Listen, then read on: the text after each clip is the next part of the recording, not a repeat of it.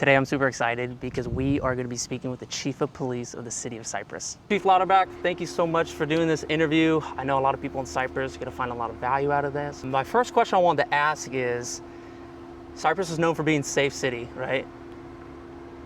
What makes it safe? And then where's the crime been trending recently? You know, that's actually a really good question. What makes Cypress safe? Yeah. Well, I think it really makes the community safe when you have a community that works together. When they see something, they say something. Mm-hmm. Okay, they get involved. They just don't turn and walk away. They actually call us. They get out there, they get engaged. Along with that, we have a very proactive police force. We are one officer away from being completely maxed out, which is very rare for any police department in Southern California. Since we do have a lot of officers, that means more officers on the streets. Mm-hmm. That means greater visibility. And that means our officers are able to respond and react quicker and more appropriately, which adds to the safety here in Cypress. 2 years ago, we were the 19th safest city in the state of California. Wow. Those numbers always fluctuate every year. Unfortunately, we missed it this year, but our goal is to get back there, and we are trending the right way. Our crime's down 3% right now for the year, which is normal. And then it really starts to kind of ramp up a little bit as we get closer to the holiday season. So we're going to be out more in force through the holidays to make sure that our crime rate does stay low, to make sure that we're visible. Is that due to the weather, or what is it like? What is it? Well, you know what it is when you talk about the weather. You know, we do benefit from some great weather here in Southern California. You know, when it's hotter, you got people staying inside more. Yep. You have some people coming outside and flocking towards the beach. Here in Cypress, we're not a coastal community, so we tend to have more people inside, so that means more shopping inside. But when it comes time for the holiday season, obviously you have a lot of people out that are spending money for Christmas gifts and things of that nature. You have people that are going from store to store and leaving their valuables visible inside their car while they go shopping in another store, which that's a crime of opportunity, right? Yeah, more activity. You see something in the car, a thief is going to see that as a crime of opportunity and break in and get it. So that's why crime kind of goes up a little bit in our retail area during the holidays, which again, what the city of Cypress is going to benefit from is that we are almost fully staffed. So again, that means more cops out on the street. That means higher visibility.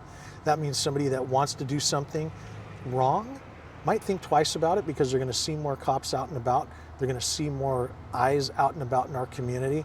And you know what? If you're going to commit a crime, don't do it here in Cypress. Yeah, no, definitely. I mean, I've lived here pretty much my whole life, and it's always been super, super safe. And you're kind of contributing that to, you know, a lot of people in force, right? You only have one empty seat? Yes. Pretty much? Yeah. That's great. One of the hotter topics that I know is pretty popular, I know it's not just in Cypress, I know it's statewide and nationwide, is e-bike safety. What if anything, can be done about that, since I know that one's really hard to manage? You know, it is really hard to manage, and it's not just here in Cypress, like you mentioned. It's all over the state, all over the country, really. Yep.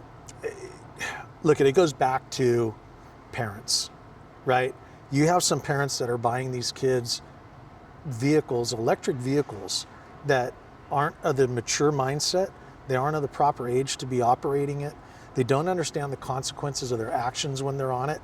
So in order for us to start really getting a hand on this, we need it to start in the home. We need parents to start holding their kids accountable, start being responsible. And I say that as a parent and as a grandparent myself. There's things that I see that are popular that I want to buy my grandson. He's 7 years old. He's not mature enough for that. I'm not going to buy it for him. Yeah. And as a parent, we need to be thinking that way too. So let's take that side out from it, and we bring the kids out into the streets. The kids need to be responsible. They need to understand that there's consequences for their actions. They need to understand that that's a vehicle, and there is going to be some grave consequences if you don't operate it in a safe manner. And unfortunately, we've seen some of those accidents happen. And we have a great district attorney in our county, Todd Spitzer, and he's taken a very proactive approach to this and saying, look, parent, if you're not going to be responsible for your child, then the county is going to start holding you responsible for your child's actions.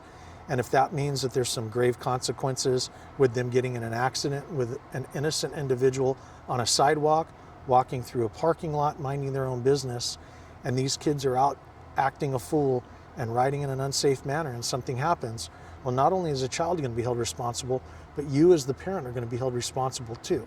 Because at the end of the day, our kids are our responsibility. And I 100% agree. there's only so much we can do in law enforcement to tackle this situation when we don't have the laws on the books that we need to enforce it. Yeah. But we're getting that way. Yeah. Because, right, how's policy made? Policy is made, laws are made because somebody did something wrong. We didn't have a mechanism to capture that, and so our state legislator does. And they make new laws, new rules for this that are enforceable by the police department, and then we can go out there and start enforcing it. And because this is a new tool and a new toy out in the community, we have to adjust accordingly. And it's going to take a little bit of time to get there, but everybody working together at the parents' end, at the state's end, and at our end, we're all going to bring it together and make it work somehow. Yeah, I was going to say, every time you see it happen, it's like, well, it's a bike, it's motorized, it's going fast. I feel like everyone's thinking the same thing. Yeah, everyone's thinking the same thing, like I can't have that. I mean, you can't have that when they're going, I don't even know how fast those things go, but I feel like they get over 25 miles per hour, right? Oh, they get way over 25 miles an hour, especially when they modify them, which they're not allowed to do. No.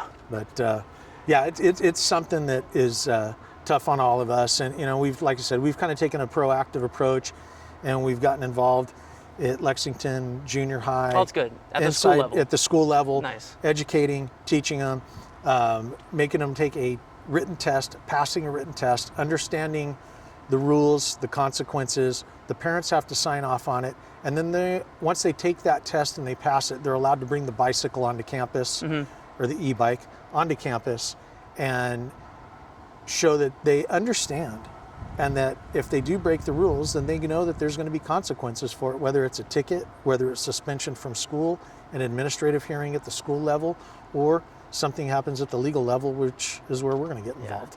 No, I think that's super beneficial that you're bringing it into the school system. So they have to like pass a test, or how's that work with like bringing it on campus? So bringing it on campus, there's interaction with law enforcement during, we'll just call it a class. Okay. As well as the school administration.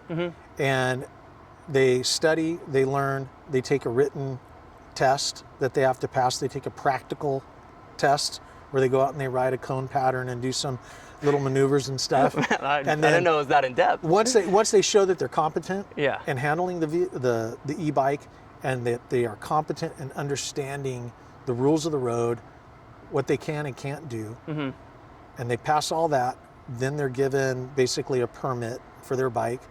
The parents have to sign off on it. The student signs off on it that they understand, and then they're allowed to bring the bike onto campus. No, I love that. I love that because it is a tough task, tough one to handle. Kind of moving away from that, talking about the community, how does the police department get involved within the city of Cypress? Is there anything you guys do that, you know, involved in the community? So we actually do a lot in the community here in Cypress. We take part in all the city events, the Cypress Festival, the 5K, 10K walk run. We're out in the community. Matter of fact, if you look at our Facebook page or our social media pages, you'll see a lot of the officers interacting with kids selling lemonade or popsicles on the side of the road. We'll show up at kids' birthday parties if we're requested by a parent that says, hey, you know, my kid really loves the police, and it would be awesome if he came by. And it's funny because not one officer will show up, but 2, 3, 4 officers on the shift. If they're not busy, they'll show up and they'll partake in that birthday party. We're on campus at all the schools. When I got here 5 years ago, I implemented a kind of a patrol strategy where every officer is assigned an elementary school. And it's that officer's responsibility to go in, make face-to-face contact with the principal, hand them their business card. That way they can be on a face-to-face level, they can be on a first name basis, they have each other's cell phones. If something's going on campus, that principal knows, hey, I don't have to call the non-emergency number, I don't have to call 911 because it's just a counseling session. I can call officer fill in the blank on their personal cell phone and let them know what we got, and when they're free to come over here and handle it. The officers are on campus, they're engaging with the kids. They're playing handball, they're playing basketball, they're just walking through campus, handing out stickers, engaging in the community, and letting them know that, hey, we're not just a tool that's out here to enforce the law, but we're actually parents. We're actually moms, dads, brothers, sisters. Neighbors, We're normal people. We just have a job to do. Yeah, exactly. And you don't need to be afraid of us. And we need to build that relationship and bridge that gap so the kids know that, hey, I know I can talk to Officer fill in the blank because he's here on campus all the time. And what people are saying, that's not my officer. My officer's a cool person. He does this, she does that. And so it's really bridging that gap and getting on the campuses with the kids and having those one-on-one conversations to let them see we're normal people too. Yeah. We just have a job to do. And sometimes it's ugly, but it's someone's not got to always. do it, and right? someone's got to do it. Someone brave has to do it too. And no, I appreciate that. And then with our high schools and our junior high, we have a dedicated school resource officer that is on campus every day, that's engaging with the kids, that's out there building trust, building relationships, and at the same time helping the administrators kind of counsel the kids, be there when there's some tough conversations to have with administration, maybe bringing the parents in and having a conversation with them about, hey, here's a direction that your kid's going. We really want to see a change in behavior. We don't want to see them go down this road that's going to lead to other bad behavior in the future, and try and nip it in the bud there. And then they're on campus engaging at the high school football games, the baseball games. Every year, our department gets together and we play the Cypress girls varsity softball in a little fun charity softball event for bragging rights. I didn't know that. Yeah, we do that. And, we lost. Seems like something I got to attend. Last time we played, we lost, but that's okay. I think we're 3-1. You get it this year? Yeah, we'll get it this year. But the girls come out and they fast pitch. Oh, yeah. To our officers, and it's a great time. We get involved with the boys' varsity football team. My first year here, we played them in a flag football game. That was very embarrassing. It was embarrassing, and not for them. It was embarrassing for us. Oh, they destroyed us. But Coach Feldman over there at Cypress High School has got a great program, great group of kids, and he's an excellent coach, and it showed in the game we played because they destroyed us. Oh, that's too funny. Hopefully no one's getting injured. No. No hammies being pulled, no ankles being twisted. If there was injuries, nobody let me know. I could just tell you that much. But that's funny. No, I love that. I've known the Cypress Festival and the 5K and the 10K. And I know you guys have the SWAT thing that happens every year, which is super cool. But just being involved in all the schools, I think, is especially right now, I feel like it's really, really useful for this next generation of kids kind of growing up, and I love that. Yeah, and just like what you brought up just now with our SWAT demos and stuff here in May when we have our open house. Oh, I mean, our parking lot is full.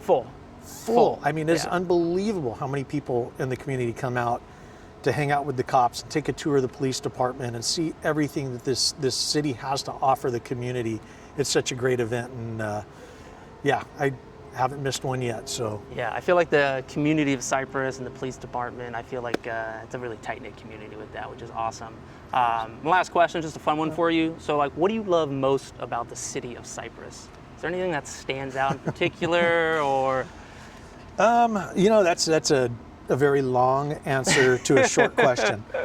So I raised my family here in Cypress, and my kids went through the Cypress school system, went through Lexington, Cypress High School, and then they both attended Cypress College for a little bit. This has been an amazing community for myself over the last almost 32 years. Wow. Not only being a resident, but for the last 5 years being the chief here. I have never worked with a greater group of individuals, not only in the police department, but at City Hall, at Public Works, and then meeting everybody in this community, right? Already having a foundation in the community as a resident, as a father, raising a family here in Cypress. But when I was given the opportunity to come here as a police chief, and then seeing what really goes on behind the scenes that makes Cypress one of the best cities in the nation, and in my opinion, the greatest city in Orange County. It's the people, really.